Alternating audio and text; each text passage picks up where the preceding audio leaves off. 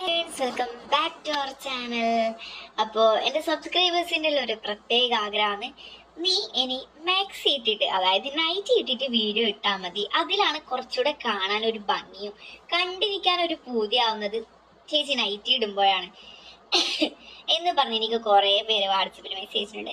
അതുകൊണ്ട് നിങ്ങളുടെയൊക്കെ ആഗ്രഹപ്രകാരം തന്നെ ഞാൻ മാക്സി ഇട്ടിട്ടാണ് ഇന്ന് വീഡിയോയിൽ വന്നിട്ടുള്ളത്.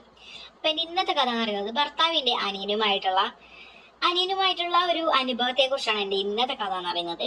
അപ്പൊ നിങ്ങൾക്ക് കേൾക്കാൻ ആഗ്രഹമുണ്ടെങ്കിൽ തീർച്ചയായിട്ടും ആദ്യം തന്നെ വീഡിയോക്ക് ലൈക്ക് ചെയ്യുക.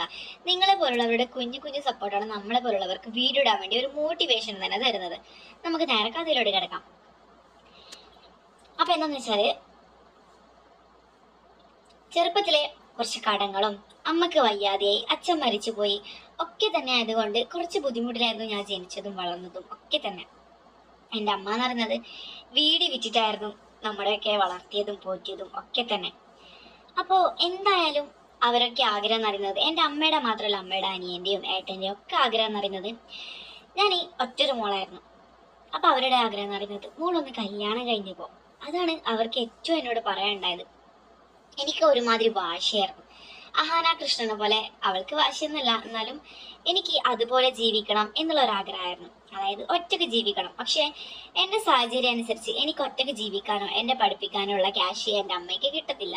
കിട്ടും, ഞാൻ വിചാരിച്ച എൻ്റെ അമ്മ എങ്ങനെയാണെങ്കിലും പണിയെടുത്ത് എന്നെ പഠിപ്പിക്കും. പക്ഷെ അതെനിക്ക് സങ്കടമായിരുന്നു. അതുകൊണ്ട് തന്നെ എനിക്ക് പെട്ടെന്ന് കുറേ കല്യാണാലോചന വരാൻ തുടങ്ങി. കാരണം എന്താണെന്ന് വെച്ചാൽ, ഞാൻ അത്രക്കും സൗന്ദര്യമുള്ള പെണ്ണായിരുന്നു. അതായത് നല്ല കളറും. എൻ്റെ സുഹൃത്തുക്കളും, നമ്മളിപ്പോൾ 18 പേരുണ്ടെങ്കിലും അതിലേറ്റവും ഭംഗി കാണാൻ ഭംഗി എന്നെയായിരിക്കും. അത് അവർ പറയുമ്പോൾ അവരെന്നോട് എപ്പോഴും പറയും, നീയാണ് നമ്മളെ. എനിക്കും തോന്നുമെങ്കിലും എനിക്ക് കൂടുതൽ തോന്നിയത് എങ്ങനെയാന്ന് വെച്ചാൽ, ആൺപിള്ളേരുടെ നോട്ടൊക്കെ കാണുമ്പോൾ നമുക്ക് മനസ്സിലാവുമല്ലോ അവർ പറയുന്നതിലും കാര്യങ്ങളൊക്കെ ഉണ്ട് എന്നുള്ള കാര്യം. ഞാൻ ജസ്റ്റ് ഒന്ന് നോക്കിയാൽ മതി, അവർക്ക് എന്നോട് ഇഷ്ടം തോന്നും. അങ്ങനെയുള്ള ഒരാളായിരുന്നു ഞാൻ. അതുകൊണ്ട് തന്നെ പെട്ടെന്ന് ഒരിക്കൽ എനിക്ക് നല്ലോണം കല്യാണാലോചന വന്നു. അതായത് ആരോ പറഞ്ഞു എനിക്ക് ചെക്കനെ നോക്കുന്നുണ്ടെന്ന്. ശരിക്കും പറഞ്ഞതല്ല, വെറുതെ പറഞ്ഞതാണ്. അപ്പൊ തന്നെ എനിക്ക് കോരിത്തിരിച്ച് ആൺകുട്ടികളെ ക്യൂ ആൻ തുടങ്ങി.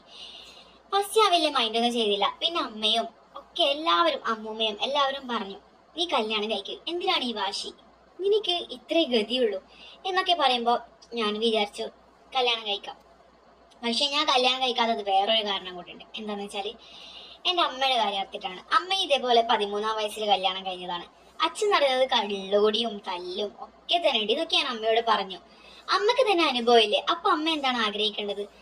ഞാനോ ഇങ്ങനെയായി, അപ്പൊ എന്ത് ചെയ്യണം? എൻ്റെ മോളെ നല്ല രീതിയിൽ പഠിപ്പിക്കണം എന്നല്ല അമ്മയ്ക്ക് ആഗ്രഹം വരേണ്ടത്. അപ്പൊ അമ്മ പറഞ്ഞു, മോളെ, ഞാനെന്നറിയുന്നത് കല്യാണം കഴിഞ്ഞ് എന്നെക്കാട്ടി പാവപ്പെട്ട ഒരു വീട്ടിലായിരുന്നു. അതുകൊണ്ടാണ് എൻ്റെ അവസ്ഥ ഇങ്ങനെയായത്. പക്ഷെ നിന്നെ ഞാൻ അങ്ങനെ പാവപ്പെട്ട വീട്ടിലോട്ട് കല്യാണം കഴിക്കുന്നില്ല. നീ അത്യാവശ്യം സൗന്ദര്യം ഉണ്ടായത് കൊണ്ട് നിനക്ക് വരുന്നത് തന്നെ വലിയ വലിയ വീട്ടിലെ ആലോചനയാണ്. അപ്പൊ തന്നെ ഇതൊന്നും ഞാൻ അറിയില്ലായിരുന്നു. ആലോചന വരുന്നുണ്ടേ അറിയും. വലിയ വീട്ടിലായിരുന്നു, കാണാൻ എങ്ങനെ ഒന്നും എനിക്കറിയില്ല, ഞാൻ അന്വേഷിച്ചിട്ടുമില്ല. അമ്മ പറയുമ്പോൾ ഞാൻ വിചാരിച്ചു, എന്നാൽ അതൊന്ന് കാണണമല്ലോ, എനിക്ക് ഇത്രയൊക്കെ ഫാൻസുകളുണ്ടോ എന്ന് ഞാൻ തന്നെ വിചാരിച്ചു. അങ്ങനെ ഞാൻ വിചാരിച്ചു, എന്നാ അമ്മ പറയുന്ന പോലെ ആ കല്യാണം ആലോചിച്ച് വരുന്നവരെ നോക്കാമെന്ന് വിചാരിച്ചു. അങ്ങനെ നോക്കുമ്പോഴേക്കും എനിക്ക് പെട്ടെന്ന് ഒരു സ്ഥലത്ത് നിന്നും, അത് കുടുക്കാച്ചി എന്ന് പറഞ്ഞുള്ള ഒരു സ്ഥലത്ത് നിന്നും ഒരു പയ്യൻ വന്നിട്ടുണ്ടായിരുന്നു. അവരെ ഞാൻ ആദ്യം കണ്ടു. ഒടുക്കത്ത് ഭംഗി എന്ന് വെച്ചാൽ ഒടുക്കത്ത് ഭംഗി. അപ്പൊ ഞാൻ വിചാരിച്ചു, ഇത്ര ഭംഗിയുള്ളവർക്ക് ചിലപ്പോൾ ക്യാഷ് ഉണ്ടാവാൻ ചാൻസ് ഇല്ല. പക്ഷെ എനിക്കാണെങ്കിൽ അമ്മയോട് ചോദിക്കാനും പറ്റത്തില്ല. അമ്മ ഇവൻ ഏതാന്ന് ചോദിച്ച അപ്പൊ തന്നെ അവരുമായിട്ട് എന്റെ കല്യാണം നടത്തും. അതുകൊണ്ട് എനിക്ക് വേറെ വഴി ഉണ്ടായിരുന്നില്ല. ഞാൻ അമ്മൂമ്മയുടെ അടുത്ത് പോയിട്ട് ചോദിച്ചു, അമ്മൂമ്മേ, ഈ പയ്യൻ എങ്ങനെയാ? ഈ പയ്യൻ കാണാൻ നല്ല ഭംഗിയുണ്ടല്ലോ.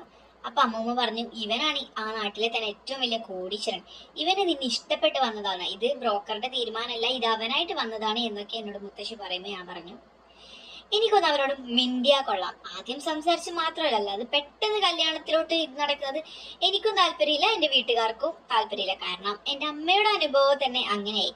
അതുകൊണ്ട് എൻ്റെ അനുഭവം, എനിക്കും കൂടെ അങ്ങനത്തെ അനുഭവം കിട്ടണമെന്ന് ആർക്കും ഒരാശയമില്ല. അങ്ങനെ എൻ്റെ മുത്തശ്ശി അവർക്ക് വിളിച്ച് പറഞ്ഞു, അതായത് എൻ്റെ മോക്ക് ഇങ്ങനെ പെണ്ണൊന്നും കാണണ്ട, ജസ്റ്റ് ഒന്ന് ഇങ്ങനെ സംസാരിക്കണം എന്ന് പറഞ്ഞു. അങ്ങനെ ആദ്യം അവർ ഓക്കെ പറഞ്ഞു. പിന്നീട് എൻ്റെ നമ്പർ ചോദിച്ചു. എനിക്കാണെങ്കിൽ ഒരു ഫോൺ പോലും ഇല്ല. അങ്ങനെ മുത്തശ്ശിയുടെ ആ ചെറിയ ടോർച്ച് സെറ്റ് ഫോണില്ലേ, അതും കൊണ്ടായിരുന്നു ഞാൻ അവനെ കാണാൻ പോയത് തന്നെ. അപ്പോൾ ഞാൻ നല്ല സാരി ആയിരുന്നു എടുത്തിട്ടുണ്ടായിരുന്നത്. സാരി എടുത്ത് എൻ്റെ മുടി എന്ന് പറയുന്നത് മുട്ടിന്റെ കുറച്ച് മീത്തയായിരുന്നു, അത്രക്ക് മുടിയായിരുന്നു. ഞാൻ മുടിയൊക്കെ ചീകി മുടഞ്ഞ് ഞാൻ നല്ല സ്പ്രേ ഒക്കെ അടിച്ച് ഞാൻ അങ്ങനെ പോയപ്പോൾ അവിടെ ബസ് സ്റ്റാൻഡിൽ നിന്നും അവരെ കാറെടുത്ത് വന്ന കാർ എന്ന് പറയുന്നത് നല്ല അത്യാവശ്യം ക്യാഷുള്ള വീട്ടുകാർ ഓട്ടുന്ന ഒരു കാറായിരുന്നു. അങ്ങനെ എനിക്കതെങ്ങനെയാണ് തുറക്കേണ്ടത് എന്ന് പോലും അറിയത്തില്ല. അങ്ങനെ അവൻ എനിക്ക് തുറന്നു തന്നു. ഞാൻ അതിൽ കയറി. അവന് ഒക്കെ കഴിഞ്ഞ് നമ്മളൊരു എട റോഡിലായിരുന്നു പോകുന്നുണ്ടായിരുന്നത്. എനിക്കാണെങ്കിൽ ഞാനായിരുന്നു സ്പ്രേ അടിച്ചത്, എന്നെ മണക്കുമെന്ന് വിചാരിച്ചു. പക്ഷെ ആ കാറിൽ മുഴുവനും നല്ലൊരു സ്പ്രേന്റെ മണമായിരുന്നു. എനിക്കാണെങ്കിൽ എന്ത് പറയണ്ട, നല്ല ഏസിയും. എനിക്കാണെങ്കിൽ തണുത്തിരിക്കാനും പറ്റുന്നില്ല. ഞാൻ അവിടെ കാറിന്റെ ഫ്രണ്ട് സീറ്റിലായിരുന്നു ഞാൻ ഇരുന്നിട്ടുണ്ടായിരുന്നത്. തണുത്ത് വിറച്ച് എനിക്ക് എന്ത് ചെയ്യണം എന്ന് അറിയുന്നില്ല.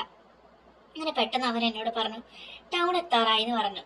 ഞാൻ പറഞ്ഞു, അയ്യോ ടൗൺ എത്തിയോ, ഞാനിപ്പോ ഇവിടേക്ക് ചെയ്യണം. അപ്പൊ അവൻ എന്നെ തലക്കടിച്ചിട്ട് പറഞ്ഞു, അങ്ങനെയല്ലടി പെണ്ണേ, നീ ആ സീറ്റ് ബെൽറ്റ് ഒന്ന് ഇടുന്ന് പറഞ്ഞു. ഞാൻ പറഞ്ഞു, അയ്യോ എനിക്ക് സീറ്റ് ബെൽറ്റ് ഇടാൻ അറിയത്തില്ല എന്ന് പറഞ്ഞു. അപ്പൊ അവൻ പറഞ്ഞു, ഇവിടെ ഒരു കാര്യം എന്ന് പറഞ്ഞ് ചിരിച്ചിട്ട് ആ വണ്ടി അവിടെ ഓഫ് ചെയ്തു. വണ്ടി ഓഫ് ചെയ്തതല്ല, കാറിന്ന് കൈയെടുത്ത് സ്റ്റിയറിംഗ്. എന്നിട്ട് പെട്ടെന്ന് ഞാൻ വിചാരിച്ചു, ഇവരെന്താ ഇത് പെട്ടെന്ന് ഇങ്ങനെ നിർത്തിയത് എന്ന് പറയുമ്പോൾ അവൻ പെട്ടെന്ന് വന്ന് സീറ്റ് ബെൽറ്റ് എനിക്ക് ഇട്ട് തരികയാണ്. അപ്പൊ തന്നെ ഞാൻ അവിടെ നിന്ന് ഇങ്ങനെയായി. എൻ്റെ ദൈവമേ, എന്തൊക്കെയാ ഇത്!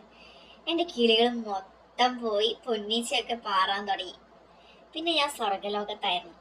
അങ്ങനെ ആ കാറിൽ നിന്നും എനിക്ക് അവനെ നല്ല രീതിയിൽ ഇഷ്ടം വന്നു. കാരണം അവന് ഞാൻ വരുമ്പോൾ തന്നെ എനിക്ക് ഫ്ലവേഴ്സും എനിക്ക് ചോക്ലേറ്റും ഒക്കെ തന്നെ കൊണ്ടുവന്നിട്ടുണ്ടായിരുന്നു. അത്രയ്ക്കും നല്ലൊരു പെരുമാറ്റമായിരുന്നു അവൻ്റെ എന്ന് പറയുന്നത്. അങ്ങനെ പിന്നെ അവൻ എനിക്ക് വീണ്ടും ഒരാഴ്ചയായി എൻ്റെ അമ്മയുടെ ഫോണിൽ വിളിച്ച് എനിക്ക് അവളെ വീണ്ടും കാണണമെന്ന് പറഞ്ഞ് അങ്ങനെ ഞാൻ വീണ്ടും പോയി. അപ്പം എനിക്ക് അവനൊരു മൊബൈൽ ഫോൺ തന്നിട്ടുണ്ടായിരുന്നു. അങ്ങനെ മൊബൈൽ ഫോണും സിമ്മും ഒക്കെ തന്നെ അവൻ്റെ പേരിലുള്ള സിമ്മും ഒക്കെ തന്ന് നമ്മൾ പിന്നെ വീണ്ടും കോളും ചാറ്റിങ്ങും ഒക്കെ തുടങ്ങി. അങ്ങനെ ചാറ്റിൽ പതിയെ ചാറ്റിങ്ങിലൊക്കെ വേറെ രീതിയിലാവാൻ തുടങ്ങി. അതായത് നിങ്ങൾക്കറിയാലോ, ഒരു ആണും പെണ്ണും ചാറ്റ് ചെയ്യുമ്പോൾ എത്രത്തോളം എന്തെല്ലാം ചാറ്റുകൾ ഉണ്ടാവും എന്നുള്ള കാര്യം. അങ്ങനെ പെട്ടെന്ന് നമ്മൾ രണ്ടുപേരും അതിനെയൊക്കെ എനിക്ക് ഫസ്റ്റ് താല്പര്യമില്ലായിരുന്നു. പിന്നീട് അവൻ എനിക്ക് താല്പര്യപ്പെടുത്തി തന്നു. ഇതൊക്കെയല്ല ഒരു വൈബ് എന്നുള്ള കാര്യം അവൻ എനിക്ക് പറഞ്ഞു തന്നു. ഞാനാണെങ്കിൽ ഒരു പൊട്ടിപ്പെണ്ണ്, എനിക്കാണെങ്കിൽ ഇതിനെ കുറിച്ച് ഒന്നും അറിയത്തില്ല. അങ്ങനെ അവൻ ചോദിച്ചു, നിന്റെ കളർ എന്താ ഒക്കെ ചോദിച്ചു. ഞാൻ പറഞ്ഞു എൻ്റെ കളർ ഇങ്ങനെയാണ് എന്നൊക്കെ പറഞ്ഞിട്ട് അവൻ പറഞ്ഞു എനിക്ക് പൂതിയാവുന്നു എന്നൊക്കെ പറഞ്ഞ് വീണ്ടും നമ്മൾ രാത്രി വീട്ടുകാരറിയാതെ, അതായത് എൻ്റെ അമ്മയ്ക്ക് വേറൊരു സ്ഥലത്ത് പോകാനുണ്ടായിരുന്നു. അപ്പോൾ അമ്മ എവിടേക്കോ നിൽക്കാനൊക്കെ പോകും, എന്തിനൊക്കെ ക്യാഷിനൊക്കെ ആവശ്യമുണ്ടെങ്കിൽ. ആ നിൽക്കലല്ല, അതായത് വീട്ടുപണിക്കൊക്കെ പോകും. ഒരു ദിവസം 800 രൂപ. അങ്ങനെ അമ്മ ഉച്ചക്ക് പോവാറായിരുന്നു പതിവ്. അതായത് എനിക്ക് ഉച്ചയ്ക്ക് വേണ്ട ഭക്ഷണമൊക്കെ ആക്കി അമ്മ പോകും. ആ ടൈം വീട്ടിൽ ഞാൻ ഒറ്റക്കായിരുന്നു. രാത്രിയുള്ള ഭക്ഷണമൊക്കെ ഞാൻ വെച്ച് കഴിക്കും. എനിക്ക് ഒറ്റക്ക് നിൽക്കാനൊന്നും പേടിയില്ല. ചെറുപ്പം മുതലേ അമ്മയുടെ ഓരോ സാഹചര്യം അനുസരിച്ചിട്ട് എനിക്ക് നിന്നല്ലേ പറ്റൂ. അതുകൊണ്ട് എനിക്ക് അങ്ങനത്തെ ഒരു ശീലമൊക്കെ ഉണ്ട്. അങ്ങനെ അവൻ പെട്ടെന്ന് എന്നോട് പറഞ്ഞു, ഇന്ന് രാത്രി എനിക്ക് നിന്നെ കാണണം, ഞാൻ നിന്റെ വീട്ടിൽ വരാം, ഇല്ലെങ്കിൽ നീ എൻ്റെ കൂടെ ഇറങ്ങി വരണം എന്ന് പറഞ്ഞു.